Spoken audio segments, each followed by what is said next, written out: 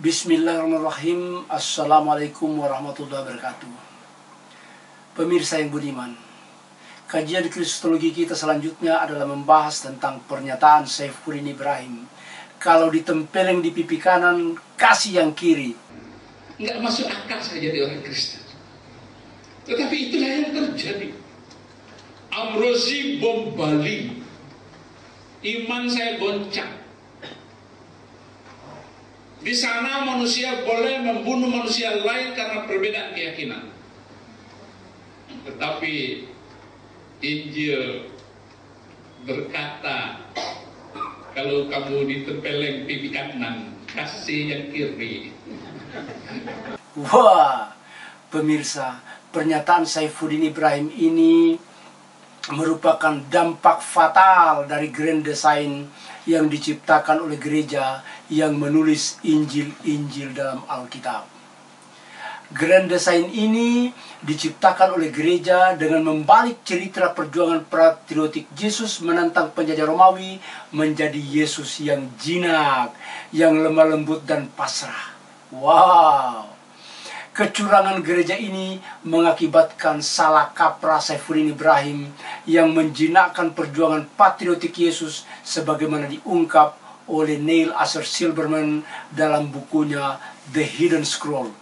Neil Asher Silberman dalam bukunya The Hidden Scroll di halaman 104. He, or Jesus, would not be a humble carpenter or a meek shepherd, preaching love and forgiveness in parables, nor would he be divine incarnated, offering to atone for the sin of man. The last Messiah, often Messiahs of Israel, would be a triumphant warrior figure. There was nothing metaphorical or otherworldly about this brand of messianic favor. The people of Qumran shared the common belief of the time that the force of darkness were represented on earth by none other than the Roman and their Judean agent, and that the elimination of the wickedness would be brought about by an almost unimaginable bloody holy war. Dia atau Yesus bukan seorang tukang kayu yang sederhana atau gembala yang sabar yang mengkhotbahkan kasih sayang dan pengampunan, inkarnasi Tuhan yang dijadikan korban untuk menebus dosa manusia. Di balik ceritanya, Mesias terakhir Bani Israel, Pak Saifuddin, haruslah seorang pemenang dalam perang. Tidak ada arti kiasan atau hal-hal asing dari pengertian semangat yang berapi-api ini.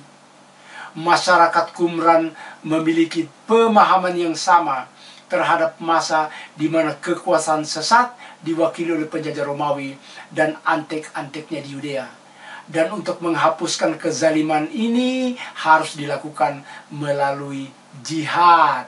Sekali lagi harus dilakukan melalui jihad berdarah yang sulit dibayangkan. Begitu Pak Saifuddin.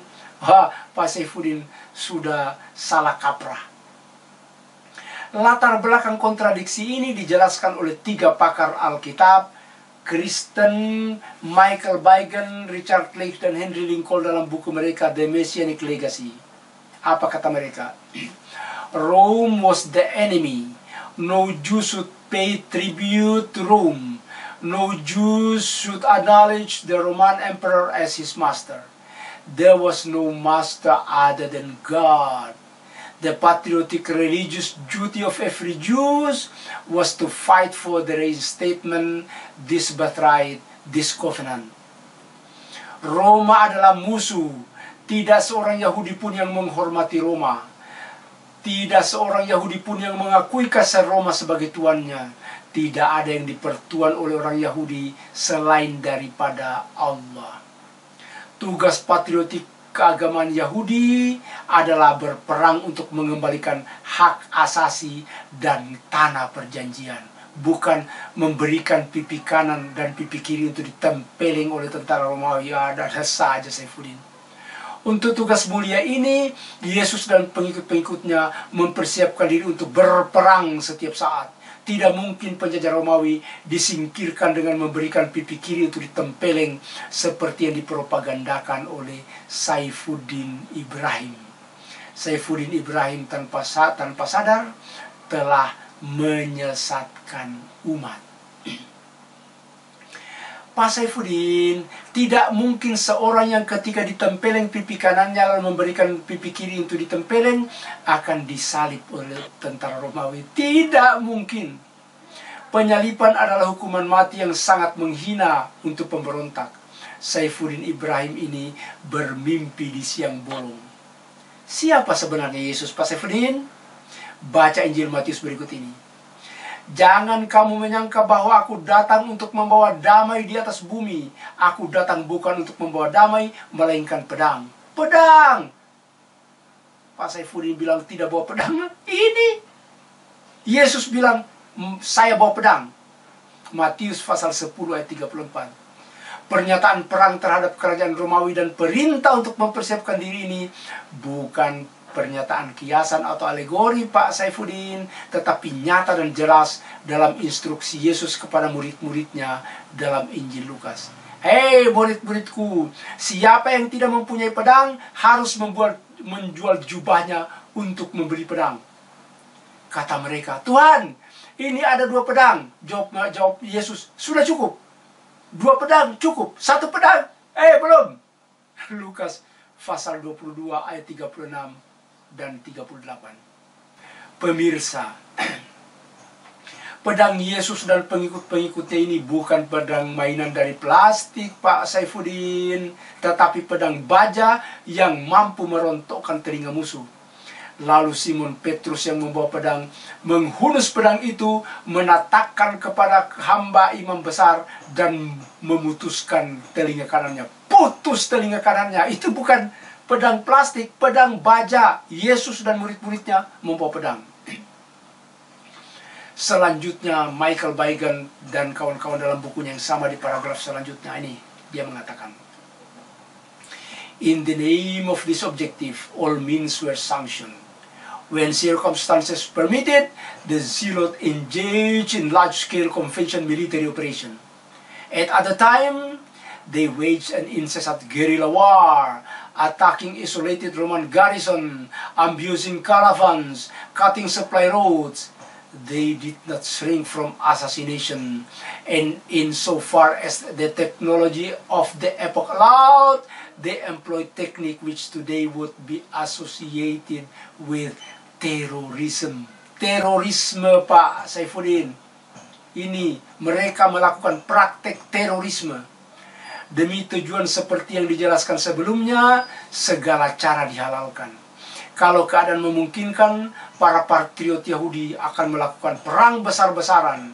Di kesempatan lain, mereka melakukan perang gerilya yang berkepanjangan, menyerang pos tentara Romawi, menghadang iring-iringan logistik, dan memutus jalur suplai. Mereka tidak segan-segan membunuh, dan sejauh cara-cara memungkinkan, mereka menerapkan teknik yang saat ini dikenal dengan istilah terorisme. Terorisme. Pak Saifuddin, pemirsa, Sosianus Hierokles, pengganti gubernur Pontius Pilatus yang memerintahkan penyaliban Yesus, yang dikutip oleh Bapak Gereja Lactantius mengatakan that Jesus was the leader of band of highway robbers numbering 900 men. Bahwa Yesus adalah pemimpin sekitar 900 penyamun yang selalu melakukan penghadangan terhadap konvoi kerajaan Romawi. Itu Pak Saifuddin, bukan memberikan pipi kiri dan pipi kanan untuk ditempel, ada-ada saja. Untuk menghadapi perlawanan Yesus dan murid-muridnya ini, otoritas Romawi membentuk satuan tandingan yang digelar kawanan bajingan yang dipimpin Paulus. Tuh, ini dijelaskan oleh Profesor Robert Eisenman, pakar Yahudi Kristen dari Universitas Negeri California, dalam bukunya James the Brother of Jesus. James the Brother of Jesus, di halaman 523. Apa katanya? In Josephus' word, these two, Saulus or Paulus and Costobarus, now collected a band of thugs. a band of thugs to pursue Christian to Damascus. Act 9:2. Dalam tulisan Josephus, kedua orang ini, yakni Paulus dan Kostobarus, saudaranya, kemudian menghimpun kawanan bajingan. Siapa yang mengatakan? Robert Eisenman. Kawanan bajingan untuk mengejar dan menganiaya kelompok Nasrani, murid-murid Yesus sampai ke Damaskus. Kawanan bajingan inilah Pak Saifuddin yang menganiaya pengikut-pengikut Yesus sebagaimana pernyataan dalam Kisah Para Rasul 9 ayat 1 dan 4-5. Sementara itu berkobar-kobar hati Saulus untuk mengancam dan membunuh murid-murid Tuhan. Yesus sendiri mengamininya. Saulus, Saulus, mengapa engkau menganiaya aku? Ancaman ini pemirsa dibuktikan Paulus dengan membunuh Stefanus, termasuk upayanya untuk menghabisi Yakobus, adik Yesus yang menjadi pemimpin jemaat di Yerusalem di tangga Bait Allah. Sekian apa yang saya sampaikan, sekian Pak Saifuddin. Kita akan melanjutkan kajian Kristologi ini dengan membahas pemberontak ditangkap dan disalib. Jadi bukan memberikan pipi kanan dan pipi kiri, tapi karena dia pemberontak maka ditangkap dan disalib. Sekian, assalamualaikum warahmatullahi wabarakatuh.